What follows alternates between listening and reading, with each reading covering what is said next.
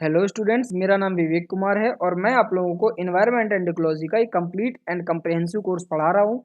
Students, environment and ecology का एक complete and comprehensive course आपके अपकमिंग सिविल सर्विसेज एग्जामिनेशन और सभी स्टेट पीएससी एग्जामिनेशंस के लिए यूजफुल रहने वाला है। स्टूडेंट्स, इस कोर्स को प्री कम मेंस के हिसाब से डिजाइन किया गया है, इसलिए आप इस कोर्स को ना केवल अपने प्रीलिम्स की प्रिपरेशन के लिए बल्कि साथ ही साथ अपने मेंस की प्रिपरेशन के लिए भी इस कोर्स को फॉलो कर सकते हैं। स्टूडेंट्स, इस कोर्स की 8 क्लासेस ऑलरेडी कंप्लीट हो चुकी हैं, जिनमें हम बायोडाइवर्सिटी कंप्लीट कर चुके हैं और इकोलॉजी सेक्शन कंप्लीट कर चुके हैं। आज से हम अपने इस कोर्स का जो अगला टॉपिक है, जो हमने अपने कोर्स में पहली क्लास में आपको बताया था, वो था इन्वायरमेंट। जो इकोलॉजी और बायोडाइवर्सिटी के बाद जो क्लास स्टार्ट होनी थी वो थी इन्वायरमेंट की। तो आज से हम अपने इस कोर्स की एनवायरनमेंट सेक्शन को स्टार्ट करेंगे। स्टूडेंट्स, अगर आपने इसके पहले पिछली 8 क्लासेस को नहीं देखा है तो प्लीज आप जाकर पहले उन क्लासेस को देखिए, क्योंकि अगर आज आप पहले फर्स्ट टाइम इस क्लास को देख रहे हैं तो हो सकता है आपको क्लासेस समझ में ना आए, इसलिए आप पहले उन पिछली 8 क्लासेस को देखिए। जो हमारा इन्वायरमेंट एंड इकोलॉजी है उसके बेसिक कॉन्सेप्ट्स को समझिए। उनके धीरे धीरे जो बढ़ते हुए क्रम में आपको पहले बेसिक चीजें बताई गई, फिर मॉडरेट चीजें बताई गई, तो उन चीजों को बेसिक टू मॉडरेट पहले कवर कीजिए, फिर इस कोर्स को हमारे जो आज के लेक्चर है इस लेक्चर से आगे कंटिन्यू कीजिए। स्टूडेंट्स, ऐसा करने से आपको इस कोर्स का बेनिफिट बहुत ज्यादा मिलेगा इन कंपैरिजन टू अगर आप डायरेक्ट इस क्लास से आगे के कोर्स को स्टार्ट करते हैं। तो स्टूडेंट्स, आइए हम अपने इस कोर्स की आज की क्लास की शुरुआत करते हैं। आज की क्लास का जो हमारा टॉपिक है वो है पर्यावरणीय प्रदूषण। पर्यावरणीय प्रदूषण की अगर हम बात करें तो सबसे पहले हम देखते हैं कि प्रदूषण क्या होता है। पॉल्यूशन पॉल्यूशन क्या है। इकोसिस्टम को, जैसे मैंने आपको बताया कि हमारे इकोसिस्टम के 2 घटक होते हैं। पहला होता है बायोटिक कंपोनेंट यानी कि जैविक घटक, और दूसरा होता है एबायोटिक कंपोनेंट यानी कि अजैविक घटक। यदि प्रदूषण जो है हमारा वो अजैविक घटक से जुड़ी हुई अवधारणा है। स्टूडेंट, जैसा कि हमने आपको बताया था कि जो हमारे जैविक घटक है उनके अंतर्गत पादप एवं जीव जंतु पाए जाते हैं, और जो हमारे जैविक घटक है उनके अंतर्गत पादप एवं जीव जंतु पाए जाते हैं, और जो हमारे एबायोटिक कंपोनेंट्स यानी कि अजैविक घटक है उसके अंदर सूर्य का प्रकाश हो गया, वायु हो गया, ऊर्जा हो गई, और मृदा हो गई, सॉइल हो गई, वाटर हो गया, मौसम हो गया, क्लाइमेट चेंज, ये सारी चीजें जो भी ये जो भौतिक पर्यावरण से संबंधित जो भी चीजें हैं वो हमारी सभी अजैविक घटक के अंतर्गत आती हैं। तो जो हमारा प्रदूषण है वो हमारे अजैविक घटकों से जुड़ी हुई एक अवधारणा है जो कि जैविक घटकों पर अपना एक प्रभाव डालती हैं, और ये प्रभाव कैसा होता है, नेगेटिव प्रभाव होता है। तो इस तरीके से प्रदूषण अजैविक घटकों से जुड़ी वह अवधारणा है जो जैविक घटकों पर एक नेगेटिव इंपैक्ट या नेगेटिव प्रभाव डालती है। आइए देखते हैं कि जो जैविक घटक वह घटक होता है जिसमें जीवन होता है, जैसे जंतु एवं वनस्पति, जबकि अजैविक घटक में जीवन नहीं होता है परंतु जीने के लिए आवश्यक होता है। जैसा कि मैंने आपको बताया कि जो अजैविक घटक है वो उनमें जीवन तो नहीं होता है, बट जीवित घटकों के जो हमारे जैविक घटक है उनको जीवित रहने के लिए अजैविक घटकों की बहुत ही ज्यादा आवश्यकता होती है। क्योंकि अजैविक घटकों में, जैसे अगर हम बात करें कि जो हमें भोजन प्राप्त होता है वो हमें पेड़ पौधों से प्राप्त होता है, और पेड़ पौधे अपना भोजन जो बनाते हैं वो सूर्य के प्रकाश से, सॉइल से लिए गए खनिज लवणों से और वाटर से मिलकर कार्बन डाइऑक्साइड के द्वारा, प्रकाश संश्लेषण की क्रिया के द्वारा भोजन का निर्माण करते हैं। तो इस तरीके से पेड़ पौधे जो अपने भोजन का निर्माण करते हैं तो वो कहीं ना कहीं अजैविक घटकों का प्रयोग करके ही भोजन का निर्माण करते हैं। और जब पेड़ पौधे भोजन का निर्माण करते हैं तो पेड़ पौधे, चूंकि हमारे पारिस्थितिकी तंत्र में जो भोजन के जो निर्माण करता है वो सिर्फ और सिर्फ हमारे हरे पेड़ पौधे ही हैं। बाकी जो है वो उत्पादक के जो विभिन्न स्तर हैं वो एक दूसरे से भोजन को प्राप्त करते रहते हैं, लेकिन जो भोजन प्राप्त करने की पहली शुरुआत होती है वो पेड़ पौधों से ही होती है, और पेड़ पौधे पहले उत्पादक भी हैं और पहले उपभोक्ता भी हैं। तो स्टूडेंट्स, इसलिए जैसे एक पॉइंट तो हमने ये बता दिया आपको कि अजैविक घटक किस तरीके से इंपॉर्टेंट है जैविक घटकों के लिए। दूसरा, जैविक घटकों को जो जीवित रहने के लिए जो हमें ऑक्सीजन चाहिए होती है वो भी हमें अजैविक, जो हमारा अजैविक घटक है उनमें ऑक्सीजन है, जैसे गैसेज हो गई विभिन्न प्रकार की। तो ये गैसेज जो हमें अपने जीवन को जीने के लिए आवश्यक है, जैसे ऑक्सीजन गैस है, ये भी हमें अजैविक घटकों से ही मिलती है। तो इस तरीके से बहुत सारे ऐसे पॉइंट्स हैं जो अजैविक घटकों के, जैविक घटकों के जीवन के लिए जरूरी है। अजैविक घटक, इसलिए हमने आपको बताया कि जो अजैविक घटक है उनमें जीवन नहीं होता है, परंतु जैविक घटकों के जीवन जीने के लिए बहुत ही आवश्यक होते हैं। जैसे विभिन्न तत्वों से मिलकर बना हुआ हमारा वातावरण। वातावरण जीवों की प्रवृत्ति पर निर्भर करता है। जैसे स्थलीय जीवों का एक स्थलमंडल, वायवीय जीवों का वायुमंडल तथा जलीय जीवों का जलमंडल उनका वातावरण होता है। जलमंडल, स्थलमंडल तथा वायुमंडल का वह भाग जहां जीवन होता है उसे जैवमंडल कहते हैं। और इस शब्द को पहली बार जो प्रयोग किया था वो बर्नडिस्क ने किया था। स्टूडेंट, जैवमंडल की अगर हम बात करें तो जैवमंडल क्या है? जैवमंडल जो है, जैसे ये हमारा अगर हो गया स्थलमंडल, ये हो गया हमारा जलमंडल और ये हो गया हमारा वायुमंडल। तो स्टूडेंट्स, जो ये इंटरसेक्शन वाला जो एरिया है हमारा, ये इस इंटरसेक्शन वाले एरिया को ही हम जैवमंडल कहते हैं। ऐसा इसलिए है क्योंकि जैवमंडल एक ऐसा क्षेत्र होता है जहां पर प्राणियों के जीवित रहने के लिए सभी आवश्यक दशाएं और सभी घटक उपलब्ध होते हैं। तो जैवमंडल, स्थलमंडल तथा वायुमंडल का वह भाग जहां जीवन होता है उसे हम जैवमंडल कहते हैं। और जैवमंडल शब्द का सबसे पहले प्रयोग जो किया था वो बर्नडिस्क ने किया था। स्टूडेंट्स, आइए देखते हैं प्रदूषण और प्रदूषक पदार्थ क्या क्या होते हैं। अगर हम प्रदूषण की बात करें तो वातावरण में मिलने वाले सभी तत्वों का एक निश्चित अनुपात में प्रकृति के द्वारा तय कर दिया जाता है। यानी कि वातावरण में जितने भी हमारे तत्व मिलते हैं उन सभी का जो अनुपात है वो प्रकृति के द्वारा एक निश्चित अनुपात में निर्धारित कर दिया गया है, जिसके कारण जैविक घटक सामान्य रूप से अपना जीवन व्यतीत करते हैं। परंतु किन्हीं कारणवश, मानवीय कारण हो या चाहे वो प्राकृतिक कारण हो, अजैविक घटकों की इन्हीं मात्रा में एक विशेष प्रकार का परिवर्तन हो जाए और जो इनकी निर्धारित मात्रा है उससे जो ये अजैविक घटक है उनकी मात्रा घट जाए या बढ़ जाए, ऐसे जैविक घटक के नकारात्मक रूप से प्रभावित करने लगते हैं। तो ये जब इनकी मात्रा घट जाती है अजैविक घटकों की या बढ़ जाती है तो ये क्या करते हैं, जैविक घटकों पर एक नकारात्मक प्रभाव डालने लगते हैं और इस स्थिति को ही हम प्रदूषण कहते हैं।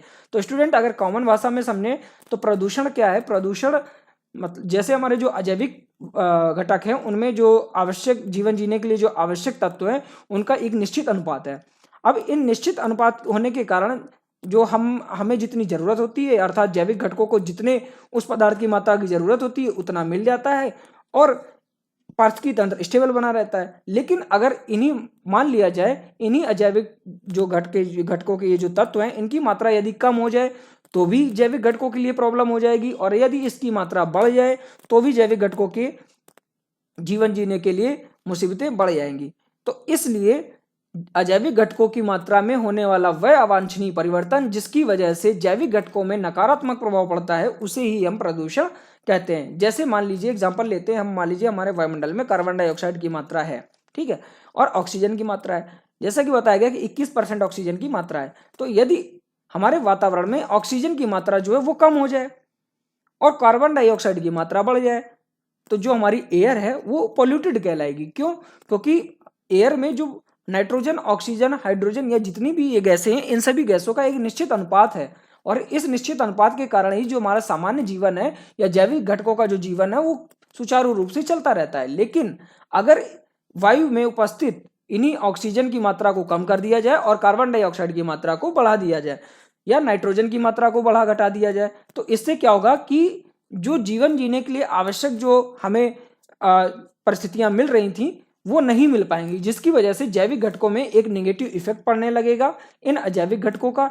तो अजैविक घटकों का नेगेटिव इफेक्ट जो जैविक घटकों पर पड़ता है उसे ही हम प्रदूषण कहते हैं, और जिसके कारण अजैविक घटकों के अनुपात में परिवर्तन होता है उसे हम प्रदूषक कहते हैं। अगर प्रदूषक की बात करें तो जिन कारणों से अजैविक घटकों के अनुपात में परिवर्तन हो जाता है उसे हम प्रदूषक कहते हैं।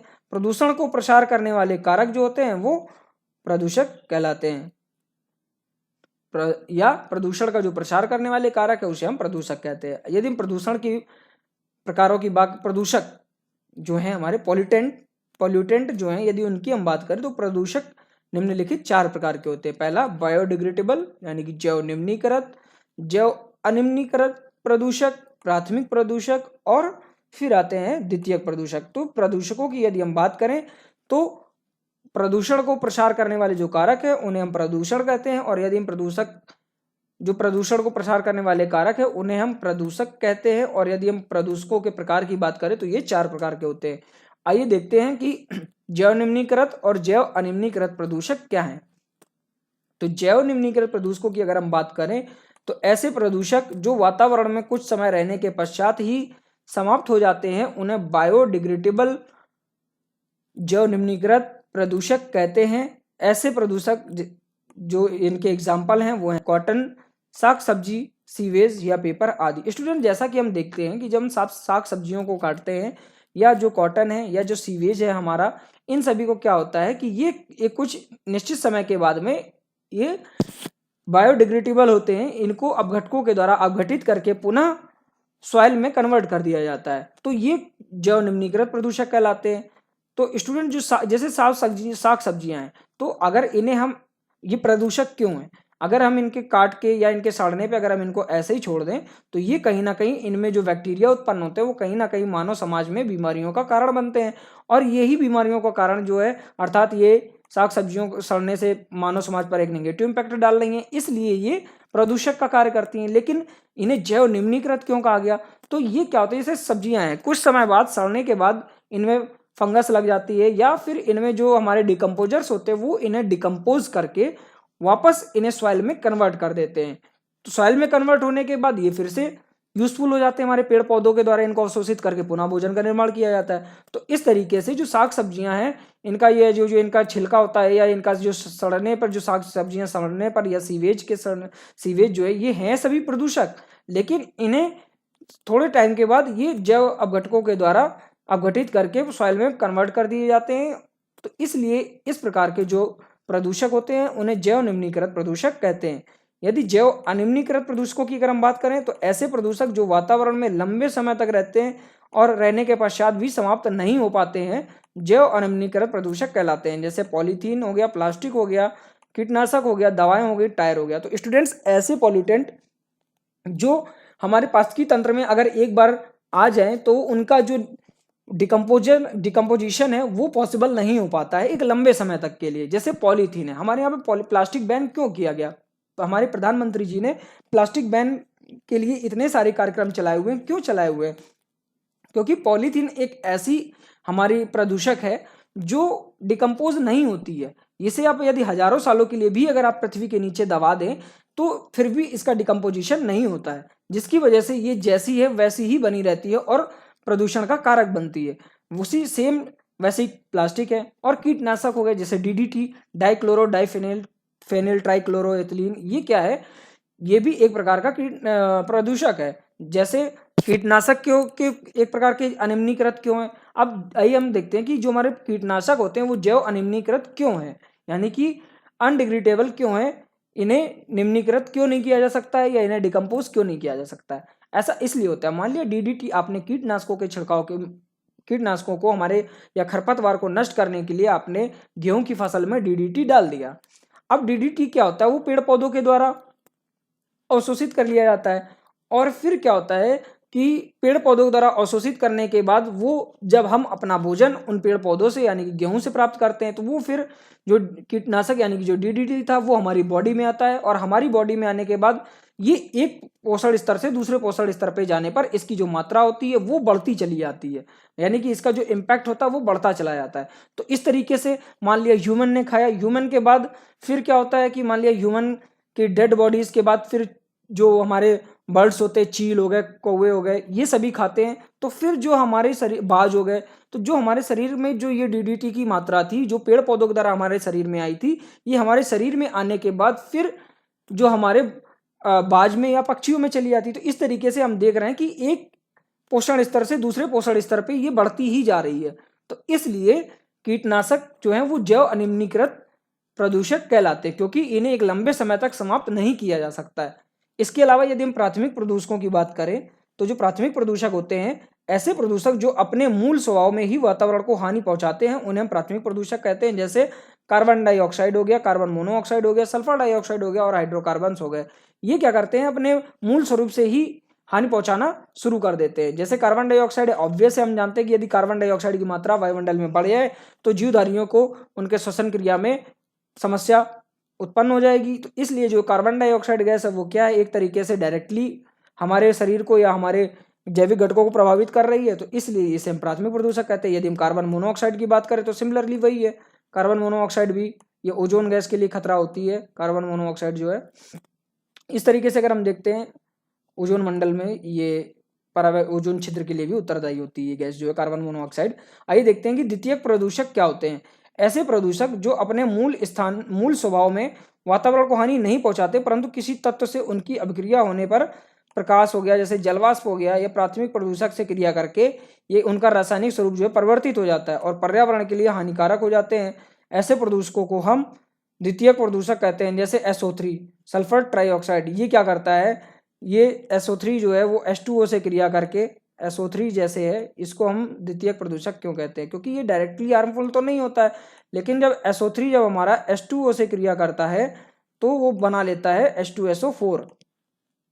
ये क्या बना लेगा, ये बना लेगा हमारा H2SO4। H2SO4 क्या होता है, सल्फ्यूरिक एसिड होता है, जो कि ना केवल मनुष्य जात के लिए बल्कि पेड़ पौधों के लिए भी बहुत ज़्यादा हानिकारक होता है। और ये इसी प्रकार जल से मिलकर जो अम्लीय वर्षा होती है उसमें ये सहायता प्रदान करता है, और अम्लीय वर्षा पेड़ पौधों और जीव जंतुओं के लिए बहुत ही ज़्यादा हानिकारक है।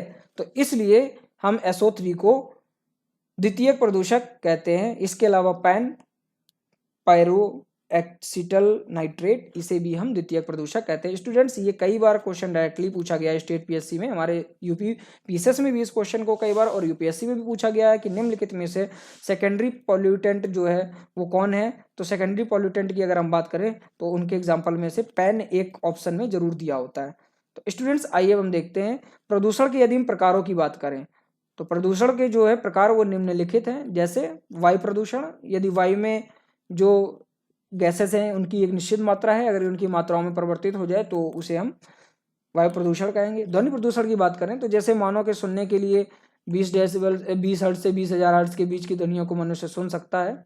तो यदि इससे कम या ज़्यादा ध्वनियाँ होती हैं तो फिर, यदि इससे कम या ज़्यादा तीव्रता की यदि ध्वनियाँ हो जाएं तो फिर इसे हम वायु प्रदूषण कहेंगे।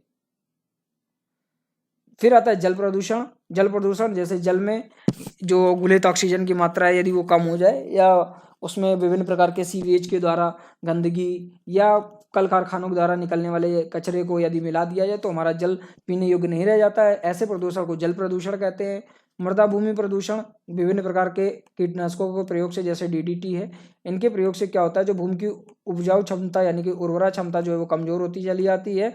इसलिए इन्हें हम इस प्रकार के DDT के द्वारा या विभिन्न कीटनाशकों के द्वारा होने वाले प्रदूषण को ही हम मृदा प्रदूषण कहते हैं। फिर आता है तापीय प्रदूषण यानी कि थर्मल प्रदूषण। फिर आता है रेडियो एक्टिव प्रदूषण। आइए आज के कोर्स में जो हम देखने वाले हैं, वो हमारा टॉपिक जो क्लियर करने वाले हैं वो है वायु प्रदूषण यानी कि एयर पॉल्यूशन। तो एयर पॉल्यूशन की अगर हम बात करें तो वायु विभिन्न प्रकार की गैसों का मिश्रण होता है, जिसमें गैसों की मात्रा निश्चित होती है। गैसों की इस निश्चित मात्रा में होने वाली अवांछनीय परिवर्तन को ही वायु प्रदूषक कहा जाता है, तथा वायु को प्रदूषित करने वाले इन तत्वों को वायु प्रदूषक कहते हैं। तो स्टूडेंट, जैसा कि मैंने अभी आपको बताया कि वायुमंडल में जो हमारी वायु है उसमें विभिन्न गैसियस जो मॉलिक्यूल्स है या जो गैसेज हैं उनकी एक निश्चित मात्रा है। यदि उस निश्चित मात्रा में परिवर्तन हो जाए तो इस प्रकार के प्रदूषण को ही हम वायु प्रदूषण कहते हैं, क्योंकि इनकी मात्रा में परिवर्तन होने के बाद ये डायरेक्टली हमारे जैविक घटकों पर यानी कि जीव जंतुओं पर डायरेक्टली नेगेटिव इफेक्ट डालेंगे, इसलिए इसे हम वायु प्रदूषण कहते हैं। और वायु प्रदूषण के लिए जो मुख्य कारक होते हैं उन कारकों को ही हम वायु प्रदूषक कहते हैं। विभिन्न प्रकार के वायु प्रदूषक जैसे कार्बन मोनोऑक्साइड है, ये एक रंगहीन, गंधहीन तथा स्वादहीन गैस होती है और ये पूरे वायु प्रदूषण का लगभग 50% का कारण है ये। यानी कि जो हमारा टोटल एयर पॉल्यूशन है उसका 50% अगर कॉजेज जो होते हैं वो कार्बन मोनोऑक्साइड की वजह से होते हैं। सर्वाधिक मात्रा में यह जीवाश्म ईंधनों से निकलती है और सबसे ज्यादा मोटर वाहनों से उत्सर्जित होती है। मोटर वाहन से सर्वाधिक कार्बन मोनोऑक्साइड निकलने का मुख्य कारण जीवाश्म ईंधनों का मोटर इंजन के द्वारा पूर्ण रूप से दहन नहीं कर पाना है। स्टूडेंट, जो हमारे जीवाश्म ईंधन जैसे पेट्रोलियम हो गया, डीजल हो गया, या हमारी प्राकृतिक जो CNG हो गई, ये सभी क्या है कि ये जैविक ईंधन है जो जीवाश्म ईंधन है, और इनका जो पूर्ण रूप से दहन जो मोटर वाहनों के द्वारा नहीं किया जाता है, जिसके कारण ये कार्बन मोनोऑक्साइड गैस उत्सर्जित होती है। कार्बन मोनोऑक्साइड किस तरीके से हानिकारक है देखते हैं। कार्बन मोनोऑक्साइड जो है वो श्वसन क्षमता को बाधित कर देती है, जिससे व्यक्ति की मृत्यु हो जाती है। इसे दम घोटू गैस भी कहा जाता है। जो कार्बन मोनोऑक्साइड है वो हीमोग्लोबिन से जुड़ने की क्षमता रखती है और ऑक्सीजन से 250 से 300 गुना ज्यादा होती है इसकी क्षमता। यह हीमोग्लोबिन के साथ स्थायी यौगिक का निर्माण करती है और इसी कारण यह श्वसन क्षमता को बाधित कर देती है। यानी कि जो कार्बन मोनोऑक्साइड है वो हीमोग्लोबिन के साथ क्रिया करके कार्बोक्सी हीमोग्लोबिन बनाती है। ये एक स्थायी एलिमेंट है। ऑक्सीजन हेलोबिन ऑक्सी हीमोग्लोबिन जो है वो अस्थायी है। ये ऊतकों में विसरण प्रक्रिया के द्वारा टूट जाती है और बाहर निकाल दी जाती है फेफड़ों के द्वारा। और कार्बन डाइऑक्साइड जो हीमोग्लोबिन है उसे कार्बोनिक हीमोग्लोबिन कहते हैं। फेफड़ों की विसरण प्रक्रिया के द्वारा इसे भी टूटकर बाहर निकाल दिया जाता है। लेकिन जो कार्बन मोनोऑक्साइड जब हीमोग्लोबिन से मिलती है, जो कार्बोक्सी हीमोग्लोबिन बनता है, ये एक स्थायी पार्टिकल है और इसका विखंडन हमारे शरीर में उपस्थित नहीं होता है, जिसके कारण इसके अत्यधिक रिसाव से दम घुटने के कारण सजीवों की मृत्यु हो जाती है। स्टूडेंट, जैसा कि हमने एक एग्जांपल देखा होगा कि सर्दियों के दिनों में कमरे में अंगीठी जलाकर सोने या कोयला जलाकर सोने के लिए मना किया जाता है। क्यों? क्योंकि अंगीठी में जलने वाला जो कोयला होता है वो भी एक प्रकार का जीवाश्म ईंधन है और इस जीवाश्म ईंधन से कार्बन मोनोऑक्साइड गैस उत्सर्जित होती है। तो ये जो कार्बन मोनोऑक्साइड गैस है, ये जैसा कि अभी हमने आपको बताया कि ये हमारे श्वसन क्रिया के द्वारा हमारे फेफड़ों में पहुंचती है। हमारे फेफड़ों में पहुंचने के बाद ये हमारे ब्लड में जो उपस्थित हीमोग्लोबिन है उससे क्रिया करके कार्बोक्सी हीमोग्लोबिन बनाती है। और जो कार्बोक्सी हीमोग्लोबिन होता है वो एक स्थायी पार्टिकल है, जो कि यानी कि स्थायी यौगिक है। कार्बोक्सिलिक हीमोग्लोबिन जो है एक स्थायी यौगिक है, वो इसका जो विखंडन है वो हमारे बॉडी में पॉसिबल नहीं हो पाता है। इसलिए इसके अधिक कार्बन मोनोऑक्साइड के अधिक श्वसन में लेने से इसकी मात्रा, जो कार्बोक्सिलिक हीमोग्लोबिन की मात्रा, वो बढ़ती जाती है और इस कारण से जो दम घुटने की प्रक्रिया के द्वारा उस मनुष्य की मृत्यु तक हो जाती है। इसलिए कहा जाता है कि सर्दियों में कभी भी रूम के अंदर बंद कमरे में कोयला या हीटर जला के नहीं सोना चाहिए। इसके बाद जो अगला हमारा पॉल्यूटेंट है वो है कार्बन डाइऑक्साइड, एयर पॉल्यूटेंट। यह गैस क्षोभ मंडल में पाई जाती है। पृथ्वी पर हानिकारक तथा लाभदायक दोनों प्रकार का प्रभाव रखती है। यदि हम लाभदायक प्रभाव के बारे में बात करें कार्बन डाइऑक्साइड की, तो चूंकि जैसे अभी हमने आपको बताया कि हरे पेड़ पौधे सूर्य के प्रकाश की उपस्थिति में पौधों के द्वारा जो जड़ों के द्वारा खनिज लवण एवं जल को ग्रहण करके पेड़ की पत्तियों में जो पर्णहरित यानी क्लोरोफॉर्म होता है उसके द्वारा प्रकाश संश्लेषण की क्रिया में कार्बन डाइऑक्साइड गैस का प्रयोग करके भोजन का निर्माण किया जाता है। पौधे अपने भोजन का निर्माण प्रकाश संश्लेषण क्रिया के द्वारा कार्बन डाइऑक्साइड गैस का यूज करके अपने भोजन का निर्माण करते हैं। तो यदि अगर हम जो लाभदायक प्रभावों की बात करें कार्बन डाइऑक्साइड की, तो पेड़ पौधों के भोजन निर्माण में सहायता करती है। और हानिकारक की प्रभाव के बारे में अगर हम बात करें तो कार्बन डाइऑक्साइड का अत्यधिक सांद्रण जो है वो ग्रीन हाउस इफेक्ट उत्पन्न करता है, जिसके कारण ग्लोबल वार्मिंग में वृद्धि होती है। स्टूडेंट्स, आइए देखते हैं कणकीय वायु प्रदूषक और उनके स्रोत क्या क्या हैं। प्रदूषक जैसे कणकीय द्रव या धूल, ये इनके स्रोत क्या हैं? घरेलू, औद्योगिक और वाहनों से निकलने वाला धुआं। कणकीय यानी कि जो पार्टिकल्स, छोटे छोटे पार्टिकल्स के रूप में जो पॉल्यूशन होता है, एयर पॉल्यूशन जिनके द्वारा होता है, उसे हम कणकीय या वायु प्रदूषक कहते हैं। और इनका कारण होता है घरेलू ईंधन हो गया, औद्योगिक वाहनों से निकलने वाला धुआं।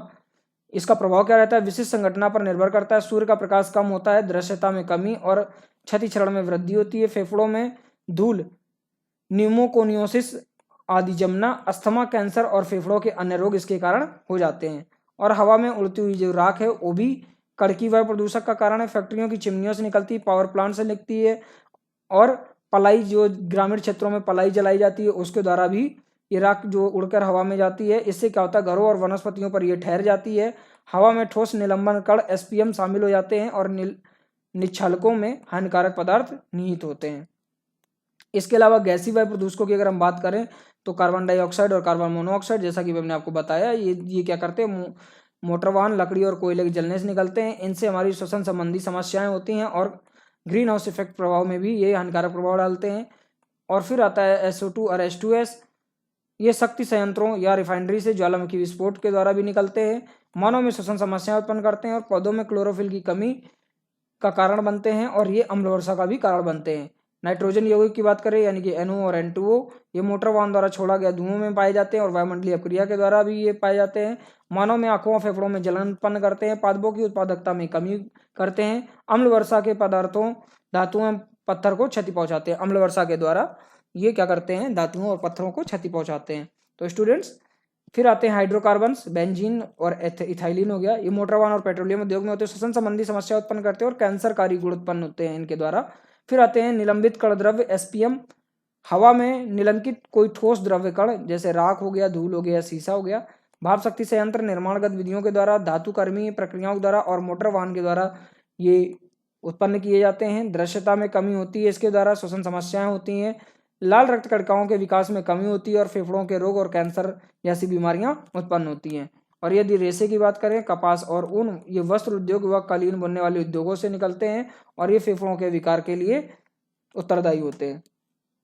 स्टूडेंट्स, ये जैसे हम फिगर के माध्यम से देख पा रहे हैं, ये हमारे जो कल कारखाने हैं, घर हैं और ये जो चिमनियाँ हैं, इनसे जो निकलने वाला धुआं है ये एक प्रकार के बादल के रूप में ऊपर उमड़ता है और ये कहीं ना कहीं हमारे जो वायुमंडल में उपस्थित वायु है उसमें मिक्स हो जाता है और फिर ये वायुमंडल में मिक्स होने के कारण ये एक तरीके से ये एक तरीके से रक्षा कवच की भांति कार्य करता है, जिसके कारण क्या होता है कि जो पृथ्वी के जो हमारी सूर्य की किरणें होती हैं वो इस जो कवच है इससे अंदर तो आ जाती हैं, लेकिन जब ये दोबारा हीट जब ये हमारे स्थल मंडल को हीट कर देती हैं और जब हमारा स्थल मंडल जब शांत ठंडा होता है उसके पश्चात जो हमारी ये जो गैसें ऊपर उठती हैं या ये जो गर्म हवाएं ऊपर उठती हैं, ये इन गर्म हवाओं को इस अपने जो एरिया है, रक्षा कवच वाला जो एरिया है, इससे ऊपर नहीं जाने देता है, जिसके कारण ये हमारे जो जो हमारा स्थल मंडल है इस पे गर्मी बढ़ती जाती है। तो इस तरीके से कहीं ना कहीं ये जो धुआं है चिमनियों से निकलने वाला,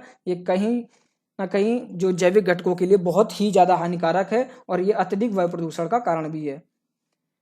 स्टूडेंट्स, आइए देखते हैं वायु प्रदूषण का निवारण और नियंत्रण कैसे किया जा सकता है। तो इस निवारण और नियंत्रण की यदि हम बात करें तो सीसा रहित पेट्रोल का प्रयोग करना चाहिए, बायो पेट्रोल का यूज़ करना चाहिए, कम सल्फर वाले बायोडीजल का उपयोग करना चाहिए, मोटर वाहनों में सीएनजी का प्रयोग को बढ़ावा देना चाहिए और मोटर वाहनों में कैटालिटिक कंडक्टर का प्रयोग करना चाहिए। इसमें प्लेटिनम या पैलेडियम का उपयोग करना जो कार्बन मोनोऑक्साइड को कार्बन डाइऑक्साइड में बदल देता है और नाइट्रोजन के ऑक्साइड को नाइट्रोजन में बदल देता है। इसलिए पैलेडियम और प्लेटिनम के कैटालिटिक कन्वर्टर का प्रयोग करना चाहिए।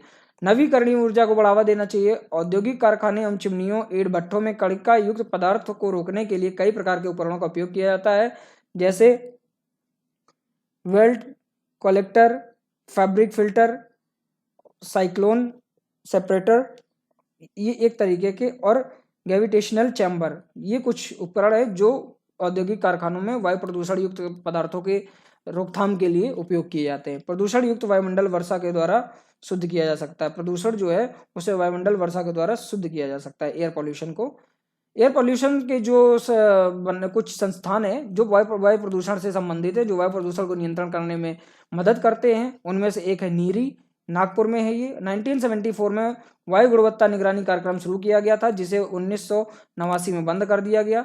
सेंट्रल पॉल्यूशन कंट्रोल बोर्ड, इसकी स्थापना 1974 में भारत सरकार द्वारा कानूनी रूप से की गई, अतः ये एक कॉन्स्टिट्यूशनल बॉडी है जो भारत में वायु प्रदूषण के नियंत्रण की निगरानी रखती है। नैम्प की बात करें, NAMP की, national air quality monitoring programme, यह CPCB के द्वारा शुरू किया गया, जिसके तहत 4 प्रदूषकों की निगरानी की जाती है। वो है, उनमें 4 प्रदूषक हैं, वो है sulphur dioxide, nitrogen oxide, SPM और RSPM PM10। स्टूडेंट्स, राष्ट्रीय व्यापक वायु गुणवत्ता मानदंड क्या है? National ambient air quality measurement. यह मापदंड 2009 से प्रारंभ किया गया। इसमें 12 प्रदूषकों को शामिल किया गया है। ये 12 प्रदूषक हैं: SO2, NO2, nickel, carbon monoxide, ozone, lead, ammonia, benzene, arsenic, PM10 particle, PM2.5 particle और बेंजामिन pyrene. Student, national air quality index, ये काफ़ी इंपॉर्टेंट है और काफ़ी चर्चा में भी रहता है। राष्ट्रीय वायु गुणवत्ता सूचकांक, इसे अप्रैल 2015 में शुरू किया गया और इसमें 8 प्रदूषक शामिल किए गए हैं। पहला है SO2, दूसरा है NO2, तीसरा है अमोनिया, चौथा है सीसा, फिर आता है carbon monoxide, particle 10, PM10 particles, PM2.5 particles और ओजोन। ये मुख्य 8 प्रदूषक हैं जिन्हें नेशनल एयर क्वालिटी इंडेक्स में शामिल किया गया है। इसके बाद औद्योगिक सेक्टरों का जो श्रेणी क्रम है, इस जो एयर क्वालिटी इंडेक्स है इसके द्वारा कैसे किया गया? यदि प्रदूषण सूचकांक जो 0 से 20 के बीच में है तो उन्हें श्वेत रंग की श्रेणियों में रखा गया है। यदि उन्हें हरित श्रेणी में रखा गया है तो उनका जो प्रदूषण सूचकांक है 21 से 40 के बीच में होगा। यदि उन्हें नारंगी सूचक दिया गया है तो 41 से 60 सूचकांक रहेगा इनका, और यदि लाल दिया गया है तो 60 से अधिक प्रदूषण सूचकांक होगा इनका। इस आधार पर 2009 में व्यापक औद्योगिक सेक्टरों का व्यापक पर्यावरणीय प्रदूषण सूचकांक की CEPU की शुरुआत की गई। 1981 में वायु प्रदूषण नियंत्रण अधिनियम लाया गया, जिसमें वायु प्रदूषण के साथ ध्वनि प्रदूषण पर भी रोक लगाने का प्रावधान किया गया। स्टूडेंट्स, जो हमारे वायु प्रदूषण को रोकने के लिए एंड्रॉयड मोबाइल ऐप सफ़र को भी लॉन्च किया गया। सफ़र का जो फुल फॉर्म है system of air qualifying and weather forecasting and research. इस ऐप के द्वारा स्थानीय वायु की गुणवत्ता को जांचा जाता है तथा अगले 3 दिन की वायु गुणवत्ता को भी मापा जा सकता है। 6 सूचकों के रंगों के आधार पर इसे दर्शाया गया जो इस प्रकार है। पहला 0 से 5 सूचकांक के अगर अंतर्गत आता है तो इसे हरा रंग दिया जाता है और वायु का गुण अच्छा माना जाता है। यदि 51 से 100 के बीच सूचकांक आ जाए तो इसका कलर हल्का हरा हो जाता है और वायु जो गुण है उसे संतोषजनक माना जाता है। यदि सूचकांक 101 से 200 के बीच में आ जाए तो इसका रंग गुलाबी होता है और इसे वायु को हल्का प्रदूषित माना जाता है। यदि सूचकांक 201 से 300 आ जाए तो इसका रंग पीला हो जाता है और वायु के गुण को खराब माना जाता है, यानी कि वो प्रदूषित वायु मानी जाती है। यदि 301 से 400 के बीच सूचकांक आता है तो इसका रंग रेड आता है और इसे जो उपस्थित वायु है उसे बहुत ज़्यादा खराब माना जाता है। और यदि 401 से 500 के बीच में अगर ये इंडेक्स पहुंच जाता है तो वायु का जो मतलब जो इसे कलर दिया जाएगा वो ग्रीन डार्क रेड दिया जाएगा और इस तरीके के जो वायु की वो जो उपस्थित जो वायु है वो गंभीर कहलाएगी और इस प्रकार की वायु में जीवन जीना थोड़ा सा मुश्किल हो जाता है। तो स्टूडेंट्स ये थी हमारी आज की क्लास।